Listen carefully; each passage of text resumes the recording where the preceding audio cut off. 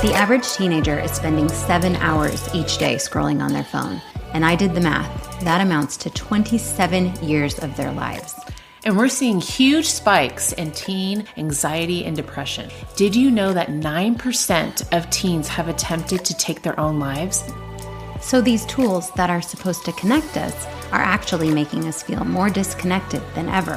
How did we get here, and how do we get better? Those are the questions we're trying to answer through vulnerable and honest conversations with teens and their parents. And interviews with experts in mental health, legislators, professors, and advocates. If you're a parent or simply worried about social media, you're in the right place. I'm Nicki. And I'm Ashley. Welcome to Scrolling to Death. Okay, Ash, where are we right now? We're in Kauai. Hello. Hello, everyone. Yeah, baby. So we're here on a girls' trip with our friend Sydney, and we are taking 4 days for ourselves away from our children, and we're having a great time, right? Yes. Wow. I don't remember the last time I took time away from my children. When was the last time for you? My husband and I went on a work trip last month, but for 2 days. But I haven't been away by myself like years and years, right? Yeah, I don't remember. A couple years ago, I think it was. Like bachelorette parties, that kind of thing. Yeah. It's feeling really good. And our husbands are doing a great job at home. I'm super lucky. I have a very supportive husband, so I'm very blessed. Me too.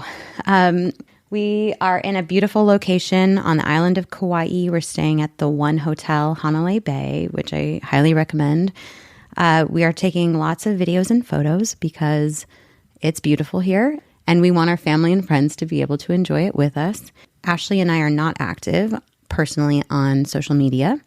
So what we did is set up a shared album before we left and added our family to it. Mm-hmm. And so that when we post photos to our shared album on our iPhones, they get an alert and they can see the photos and videos, which has been really cool.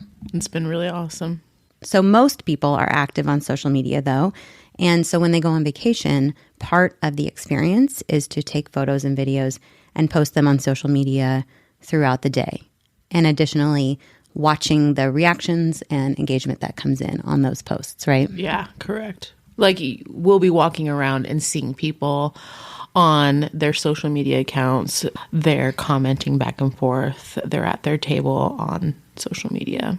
I was active on social media for many years, and in 2018, my husband and I went to Bora Bora, and it was obviously beautiful, and I was super active during that time on Instagram. I remember that I posted during the whole trip, and it really was a distraction, and I'm kind of embarrassed that I did that. Like, it was exciting to be able to show people that I'm connected with this beautiful location, but it really distracted me during my trip. I remember trying to get the right shot, trying to look a certain way in the photos, redoing pictures or redoing videos just to make sure it was perfect so that my image on social media wasn't, what I didn't want it to be, I guess. I think there's a difference between just like taking pictures on your phone, having it on your phone versus taking pictures on your phone and then posting them on social media, because there's so many different steps that you have to now add, right? There's one thing if you're just walking around going like, wow, check out that beautiful beach. I want a picture of it for later. But to then go the next step of posting it on social media, finding the right filter, finding the right caption, and then you're checking it multiple times after because you're getting alerts. Yeah, and it takes away from your experience of looking at your surroundings. Absolutely. I have a crazy story too. I was actually in Hawaii a couple months ago with my family, my husband's side, and there was this awesome pool that the kids just loved. It was like this beautiful lazy river, and we took the boys and we were floating down the river, and me and my husband were just looking at how beautiful all of the plants were. We're just looking around and enjoying ourselves floating and hanging out with the kids. And I was looking over and I was seeing this couple. They were on a floaty, but they were both on their phone. I instantly thought, like, what are they looking at? What are they possibly looking at? look around you. Like, it was so beautiful around you. How can you not be looking at the cool little waterfalls that are coming down and all these features and all the plants? And so I was just kind of staring at them. I saw and I noticed that they had their phone in a plastic cover, right? And I don't know, have you seen this plastic cover that they put on phones? Yeah, those waterproof things that you can tuck the phones into so that you can bring it in the water, because people can't possibly be disconnected from their phone while they float on the lazy river. Right. So they put their phone in this plastic case and they're able to touch the screen through the plastic, right? When I was going by them, I was kind of looking. They were both on social media. They were like, I think they were both on Facebook. And I literally thought to myself, you're in this beautiful, on this wonderful lazy river, and you're not even interacting with each other. You're on your phones on social media, where you can do that in your hotel room. You can do that at home. Why pay all this money just to be on social media and not experiencing it to the fullest? It's confusing. It's so confusing. And the other thing I thought about, do you remember when we would go to the pool and we would leave our phones on the chair? And I would remember that, okay, I have to put a towel over it because I don't want anyone to take my phone, and you would kind of hide it. Well, nowadays, now they have, plastic purses that you wear. I must have saw like 10 people have the plastic purse, but it was a crossbody purse where they were wearing it in the pool while they were swimming. So they couldn't even leave their phone by the chair. They had to have it while swimming at all cost. That's so crazy. It's just like, it's very eye-opening. It's very unnerving. And it's like we can't even experience a vacation and swimming and looking around us and floating down this lazy river. Wow, I feel so appreciative and grateful, and enjoy your surroundings and really look at all the intricate things and details of things. And it goes back to the addiction and the needing your phone on you at all times. Like if you don't have it with you, something's wrong. And you can't even swim in the pool now, I guess, without having your phone on your body, which just is counterproductive. Like that seems insane. Yeah. I want to mention too, our friend Sydney that's here with us in Kauai, she came straight from Burning Man. I wanted to talk about Burning Man because I think it's interesting that there's no service there. And so you can take pictures and videos, but you can't post while you're there, which I was going to say is really interesting and cool because you have to be present. You're taking the content, but you're going to deal with it later, right? But now, as of today, there's been a national disaster at Burning Man, and there's 70,000 plus people stuck in the desert because of the rainstorms that were completely unexpected, and people are stuck with no service. So that's scary. That's really scary. It's really scary. They can't even find out what the weather forecast is. They're trying to text people to find out what is going on. They don't even know when they're going to be able to leave. I was thinking of it as a pro that you don't have access to social media while you're there. But then there's issues too when you're so remote in not having access to information and a connection when you need it. We're talking today about, using social media while you're on vacation. Obviously, we're not a fan of using social media while you're on vacation or limiting it. We're going to talk about why we think that. But I think it's maybe important to have an internet connection when you're on vacation. People have their kids at Burning Man. They have to shelter in place. And do they have enough food and water? Are they protected from the elements? Just something that's interesting and scary. And I hope everybody gets out okay. I'm sure they will, but we're sending our love to the families and friends that are there and stuck. I want to share a few reasons with you on why we would recommend not posting on vacation. Number one is safety. A group of burglars were surveyed, okay? And 78% of them said that they used social media to decide which homes to break into because so many people post countdowns or let people know when they're leaving on their social media, aka break into my house now, I'm not going to be here. Right, totally. What if you are leaving your kids at home with a babysitter and you're going somewhere with your partner and you announce that on social media and the burglars think you're all going to be gone and now your kids are home and getting burglarized? Oh, that's scary. That gives me the creeps. So don't post countdowns before your travel, okay? Next one. It can be dangerous to let people know where you are. So if you're tagging your location of your hotel, someone may be interested in finding you there. Just because you're a good person doesn't mean that everyone is a good person, right? There are people that want to do bad things. And if you are publicly sharing that you are away from home and at a specific hotel, people could take advantage of that and find you. A big publicized example is Kim Kardashian getting robbed at gunpoint in Paris because people knew where she was. That was horrible. And remember that even if you don't tag your location, that information can still be available to hackers through the geotagged metadata within the photo. So people can pull your photo from the social media site and look at the back-end information on it and find out where you are. Wow, I didn't know that. Yup. That's some serious stuff there. Makes you think differently about a lot of things. I think for me, lately, I want to say this past year, 2 years, anytime I go on vacation, I do not post on social media whatsoever. When I used to do it before, what I noticed is, I think I was very similar like you, Nicki. I would get very distracted.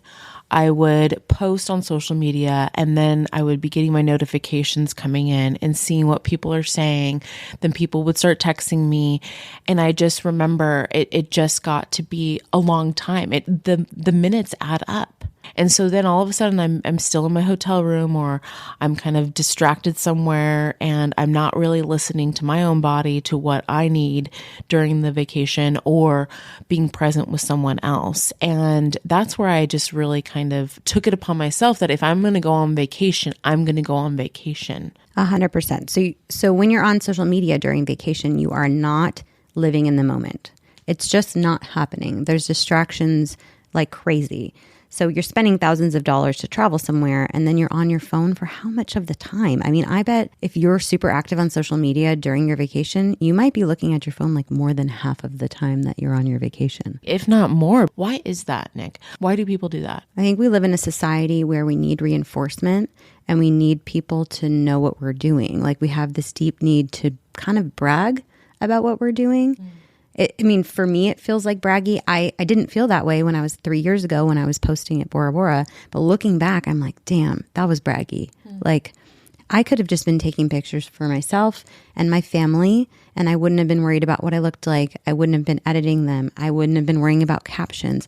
I wouldn't have been checking for the notifications and the comments that come in and then been responding to those. Like, it was such a waste of time. You make a really good point. And if I were to look back, I think I was bragging as well. Let's just be real. I think we were in this like really awesome place or it's really beautiful and I wanted people to see and I wanted people to comment back like, oh, that's a really awesome place. Where are you at? Or, oh, wow, you're so blessed. But I also think that people, yes, want that positive reinforcement back, right? But I think another thing that I've noticed within myself and even with other people is when you get to be on vacation, I think life slows down, right? We're here, we've mentioned this a couple times where we've noticed like island time where people kind of go this sloth pace, and we're trying to embrace it because we come from a city, a county that's so fast paced, right? People get uncomfortable with that. Well, what do I do with myself? And guess what? The first thing that they gravitate towards, or maybe just an instinct now, a habit now, is to grab their phone and go on social media. Totally. So I pulled some research, and the research is showing that when traveling, people become alienated from their surroundings if they're more focused on the devices than the destination. I mean, that seems obvious, right? If you're not looking around at your surroundings, you're not a part of them. You're not experiencing them. You're not digesting it. You're not taking it with you in your memory. And often, the most memorable travel experiences are when you have a meaningful connection with someone else, or you learn something new that you've never experienced before. And that becomes extremely difficult if you're constantly looking at your phone. 100%. I mean, some of the best places I've ever been to, we took pictures. We created a book, actually, later on, which we still look through at times. And that is one of my most memorable vacations I still talk about today. And none of it has been posted on social media. And it doesn't make any difference to you.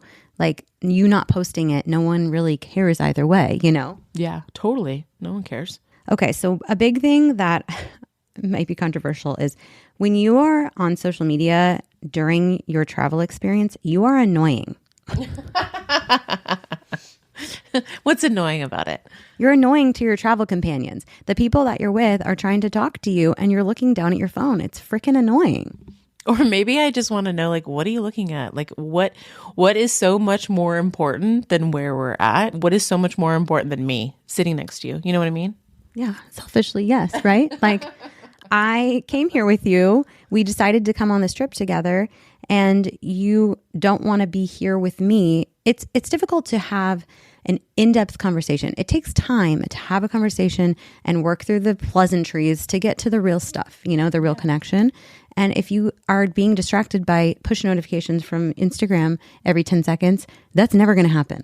No, it's never going to happen. You're absolutely right. And to have like a meaningful, in-depth conversation, you're right. It takes a couple steps. It takes a little bit. You typically do a little surface talk, and then you get into it. And you may think that posting your vacation on social media is fun for the followers to be watching and seeing, and they must love it, right? No, it's probably annoying to them. It probably makes them feel sad and depressed that they aren't able to be there. They can't afford it. They don't take the time to do that. I would bet that there's more negative feelings towards those posts than positive feelings, and it seems braggy, no? It does. I'm sorry. Like, I don't want to offend people, but it's just like, can we think about it slightly differently? Get out of our own need to brag and just think about, like, do other people need to be seeing this? Probably not. I mean, why? Why do they need to see it? It's not for all of social media, for strangers, for people that you're just acquaintances with. It's a waste of time. A big thing that you may have not thought about is when traveling, especially internationally, you could be disrespecting local traditions by being on your phone and taking pictures of certain things. Bali is a specific destination with a reputation for social media-induced tourism. Like, it's trendy and it's wellness focused, and people love to go there and post about it. It's photogenic, right? It's a big draw for influencers. And the people of Bali were having a hard time with this. So they introduced new guidelines just this year for visitors. So this includes rules about proper behavior in sacred temples around the island and with locals. So you need to be more respectful of the natural environment, who you're around, and what you're capturing. And so it's so important to do the research before you go. If you do need to be capturing things for social media or even yourself, understand what is appropriate by doing that research beforehand. There are other destinations that have taken similar steps. So if you're going any of these places soon, like, make sure to look this up. So Iceland, Hawaii, Palau, New Zealand, and Costa Rica are a few others that have adopted pledges for visitors to abide by local laws and customs. And there's some examples of insane things. Like, did you see the news of that girl who was posting a selfie at Auschwitz? No, what was going on? It was so disrespectful to the people that lost their lives there. She's like smiling in a selfie at Auschwitz. Like, it's ridiculous. These people have no idea. Have a fucking silent moment there to remember the millions of people that died. That's awful. So one thing I learned when I was on my honeymoon, my husband and I went to Kenya, went on a safari, and we were driving through Mount Kenya, and we had our cameras up. I mean, we had our nice professional cameras. This wasn't for social media, but just to capture the country and the animals. And we were driving past this compound, and the driver said, "Put your cameras down." So we were passing an official government building, and it's illegal to take photos of it, which I had no idea. Wow. Especially if you're traveling to a country with Buddhist or Islamic religious communities, make sure you do your research in advance. It's often considered sacrilegious to take images of things like saints and statues. Like in Thailand, you can't take a photograph of the Emerald Buddha. It's just like too sacred of a thing. In Arab countries, you can't take photos of the ruling family's palaces or the ruling family itself. So one thing I want to note is that there are laws in a lot of countries that protect people from intrusions into their privacy. What I mean is taking pictures of other people without their consent. That's a good one. There may be people in the background of your photos. You can't always get a photo without people in the background, but try not to, because they haven't given their consent. And now that the photos are often being shared online, sometimes on public profiles, these people did not consent to that. If you're posting that on social media, I wouldn't be surprised if someone could pick up on the facial recognition of even where you're at or someone is at. That is super interesting.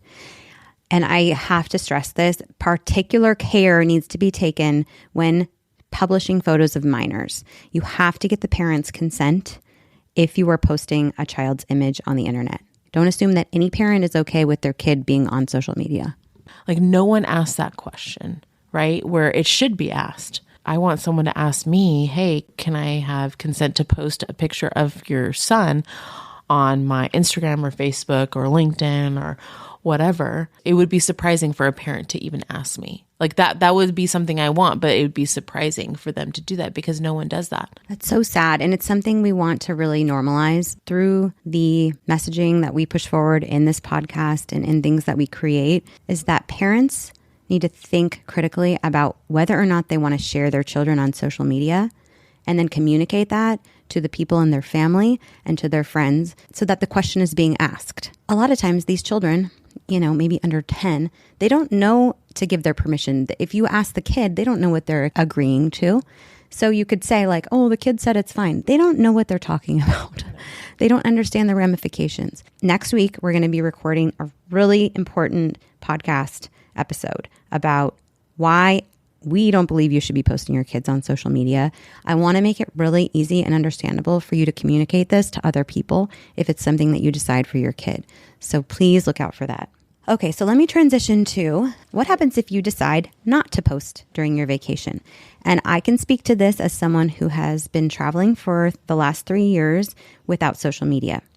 So I will guarantee you that I am more in the moment. My memories are more cemented because I'm using my eyeballs to see things instead of looking through my phone at them. Well, and I think too, like even just this past year of traveling, I don't have the instinct to grab my phone for stuff. I think this trip, us being here without my kid, without my husband, I have been taking my phone out to take pictures to send to them personally. I have not posted them, but I wanted to show the kids like the frog that was jumping around in the hallway. And I thought, oh my gosh, they would be so cool about that. Or the chicken that crossed the street. I have realized just even thinking back on these last vacations, I have actually took a lot less photos. And if I did take photos, those photos were actually really great.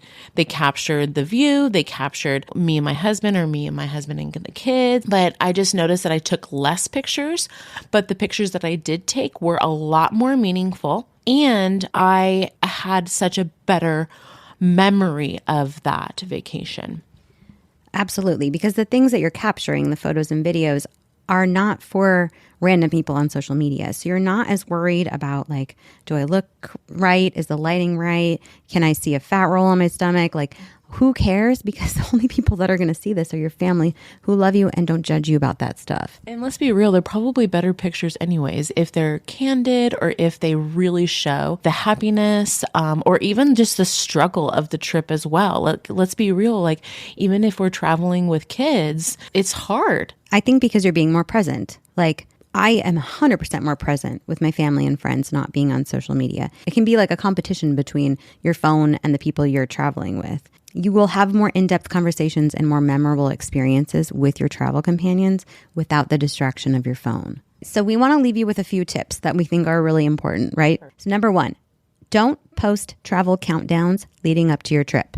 I think that's just a huge safety factor, right?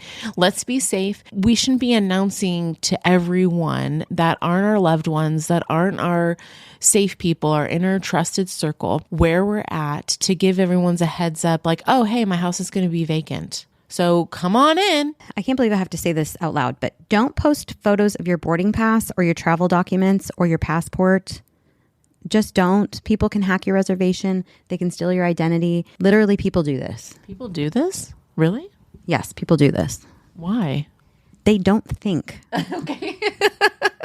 They don't think? You cannot expose those documents, you guys. You may think your profile is private. You're posting your vacation and all this information to your private profile, so it's not going to be available to other people, right? Wrong. Photos and videos that you post to your private account are not private. They can be accessed, downloaded, and distributed by anybody. All this person needs to have, a hacker, is a rudimentary understanding of HTML and a browser. They do a handful of clicks. They can steal your photos and videos from your private profile. They can even take your Instagram stories after they've expired. Did you know this?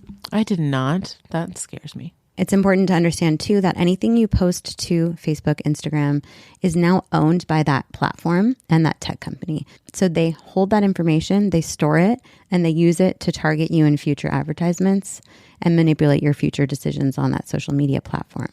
I think it's important to have conversations with the people you're traveling with beforehand about what you're comfortable with. Do you want to be tagged in photos that they post if they're going to be active on social media? If you're going to be active on social media, are they okay with you tagging them? Maybe a conversation about like, hey, let's try to all like put our phones down a lot this trip so that we can really be together. Or maybe even let's do no phones during meals or while we're by the pool, like, or during the day. You just like figure out something that's comfortable for everybody on the trip so that you are setting the expectation ahead of time. I think you bring up such a great point in setting boundaries and letting people know.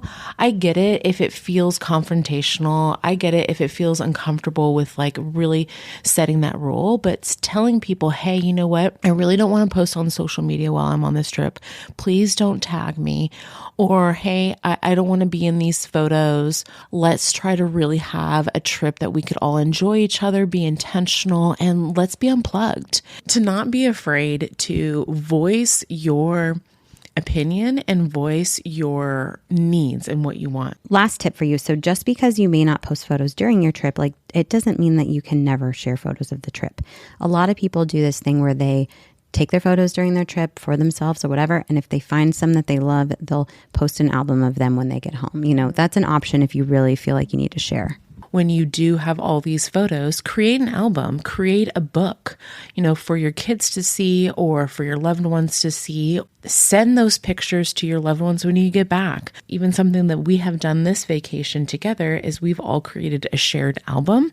So if you did take a picture, you can just have it on the shared album of us together instead of posting it on social media. Absolutely. So we hope you really enjoy your next vacation. We hope you are present. We hope you think ahead of time about how active you want to be on social media during your vacation. Also to create more meaningful connection and utilize the vacation to become closer with your loved ones, become closer with your friends, your family, the people you're with. Make it a time to get to know them a little bit better. Hopefully things will kind of slow down. You don't have the hustle and bustle of what it is to be at home with chores and house duties and work and family and all these responsibilities, that when you're on vacation, you get to really sit and kind of think about what you would want to do, what you need, mind, body, spirit, and we're not grabbing our phones right away when we don't know what to do. I love that. Let's get back to enjoying our vacation. What do you say? I'm ready. Let's do this. You want to hit up the spa? Yes, please. Bye, guys. Thank you for listening. Thank you for being part of this conversation.